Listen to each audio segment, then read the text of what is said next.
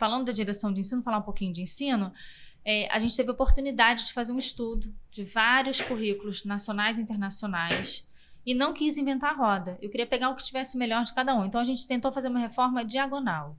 Qual é o grande problema da evasão do ensino da engenharia? O sistema de crédito ele é cruel porque ele não te cria identidade, você parece que não faz parte de nada, você não faz parte de lugar algum. E a segunda coisa é o básico, que é uma tortura. Para a maioria dos alunos, é uma tortura. Tem alunos que têm entendimento, como eu tinha na época, que era um caminho. Uma fase da vida. Uma fase da vida. É necessário, eu vou cumprir, eu sou obediente, retilínea, sou engenheira nata, né? Pragmática, tem que cumprir. Ok, obedeço. Mas é lógico que se eu posso melhorar, e foi o que a gente pensou, né? Como a gente traz para o básico uma experiência profissional, porque também o aluno fica aquela coisa que não vê a luz no fim do túnel. São 10 degraus, mas os 4 primeiros o degrau é muito alto, né? Então a gente diagonalizou o currículo. Em vez de ser aquele currículo estrutural de tijolo e que você tem 4 períodos áridos, a gente meio que deu uma modificada. Eu trouxe uma disciplina de 5º período, que é materiais de construção, que em realidade é uma disciplina muito prática, laboratório, apresentação de trabalho, você tem que ir nas fábricas, tem que fazer pesquisa de materiais. É uma disciplina de 5º, ela hoje em dia é de 2º período. Legal. Eu defasei cálculo e física, é uma grande lacuna que a gente tem. A gente sabe que hoje em dia a Universidade Pública Federal ela tem 50% de cota. Você pensa nisso, numa turma de 70 alunos, 35 vêm da rede pública, que muitas vezes não sabe o que é uma equação da reta. Então, como que eu insiro essa pessoa dentro de uma universidade pública, mas que ela termine a universidade e não fique lá 20 anos, né? Então, a gente teve um entendimento que cálculo e física não dava para ser no 1º período. Então, eu consegui fazer isso porque eu tirei a física 4.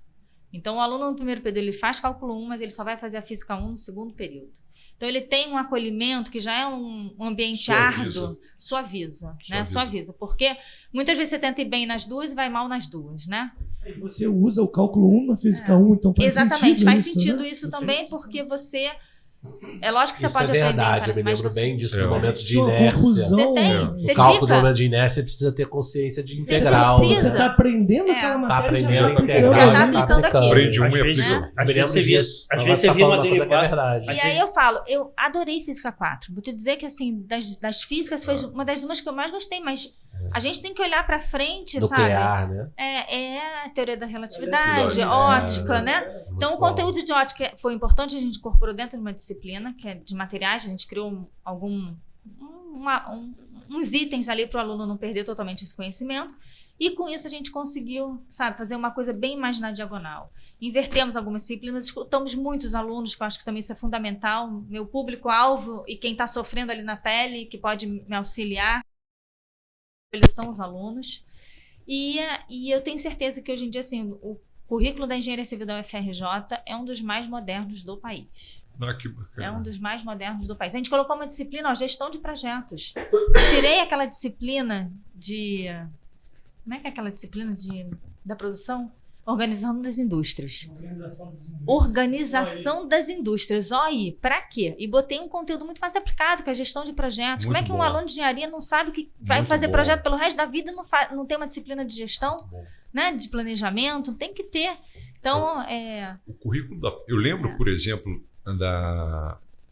do currículo da PUC, quando a gente comparava com o currículo da UFRJ na nossa época, e que ele, por exemplo, a gente matava isostática, eles não tinham LMEC, a gente matava isostática em LMEC, e aí a gente ia para análise 1, análise 2, tudo mais, fazendo situações muito mais sofisticadas. Eles tinham um currículo bem mais enxuto em concreto armado, por exemplo. Se você não fosse para estruturas, eu acho que a gente tinha 3 concretos. Que também mudou. Agora a gente tem 2. Tem, Condensou. Pois é, Porque eu você acho que não fazia sentido. Não fazia ter tudo sentido você aquilo. ter 1, 2 e 3 e não juntar em nenhum momento. E a gente tinha 1, 2 e 3 e estrutura de concreto armado Estrutura depois. é a K1 e a K2, que era o longo que dava. Pois é, e eles não tinham nada disso, e tinham outras matérias que eram muito mais aplicáveis do que a gente tinha. Então eu olhava para isso, estou vendo essa maravilha, essa reforma do currículo. Não, né? foi muito interessante mesmo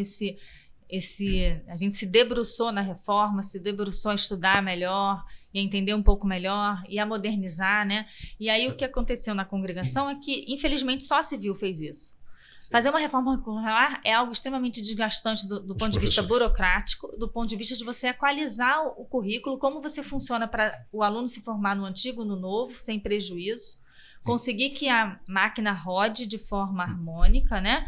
E que todos estejam satisfeitos, porque eu ainda preciso disso, né? Preciso que os professores estejam satisfeitos, os alunos também. Então, ninguém foi. E na congregação era isso, a produção. Eu não vou tirar Física 4. O engenheiro de produção precisa de Física 4. Cinema civil precisa que o general de produção. Mas qual o motivo de não tirar? Não, porque se eu sofria, se faz parte, né? Para que eu vou aliviar para um futuro aluno? E a gente falou disso no último podcast. Esse é extremamente conservador, esse cara. São pensamentos conservadores de pessoas que não querem olhar para frente. O sentimento era esse. Sentimento é que a universidade, parecia que a universidade, o aluno da UFRJ era bom. Né? Não é nem conservador. Não, parecia que o aluno da UFRJ era bom. Assim, não estamos preocupados em formar. O aluno da UFRJ não é bom porque as matérias são boas e ele sai com conhecimento adequado. O aluno da UFRJ é bom porque a gente, enfim, pressiona ele de todas as formas possíveis. Espartano, né? Ele era espartano, era autodidata. Exatamente. E a resiliência dele é que faz ao final que o aluno seja bom, cara. Tipo, e a gente falou não disso. Tem sentido, né? Não tem sentido isso. Esse foi mais um corte do Inova Rio, com os melhores momentos do que aconteceu nesse nosso episódio com esse convidado. Se você gostou, curte e acompanha o episódio inteiro nesse link que está aparecendo aqui do lado. Não deixa de curtir, comentar e seguir a gente em todas as redes sociais. Inova Rio, o seu podcast, o nosso podcast de engenharia e inovação.